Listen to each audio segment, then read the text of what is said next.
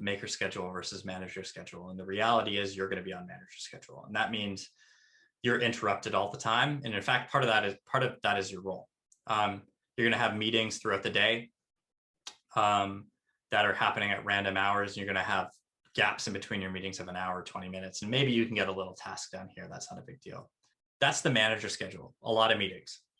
For folks who are working on tasks, meetings aren't a part of their job. Meetings interrupt their flow.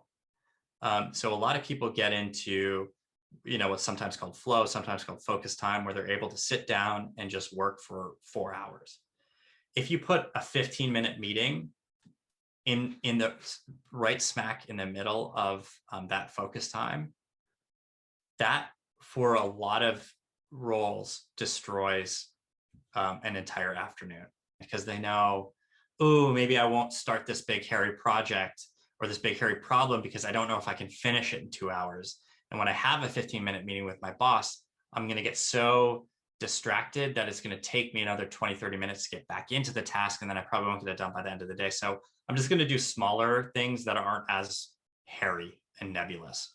And then come the end of the week, it's like, I didn't get time to do that. I was kind of, jumbled around in meetings, whatever, even though it was only maybe an hour meeting. So I would think about, as a manager, if you're a first-time manager, being very, very deliberate with the times you choose for your direct reports. If they work, there are times that are going to be really productive to have a meeting for them. And that's going to be after they have a natural break, right? Natural breaks happen after you eat food, or natural breaks happen, at the start of a day, like you're starting a day, you're not working. So the first thing I would do is know that off the top of your hand. Like when do people start their day typically? When do people have their food typically?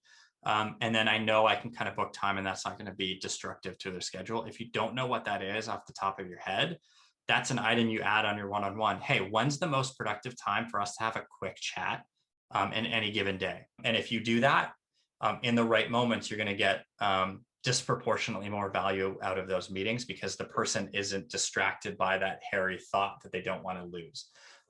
So I would think about batching your meetings with people onto one day, so that your engineers only meet Friday mornings or Mondays, and then they have 3 days completely void of meetings, versus splitting up all of your meetings across certain different times. I think that's maybe one tip for remote managers is, as much as your schedule is the most busy schedule when you look at calendars, their schedule is probably the one you have to respect the most, because you can cause these butterfly effects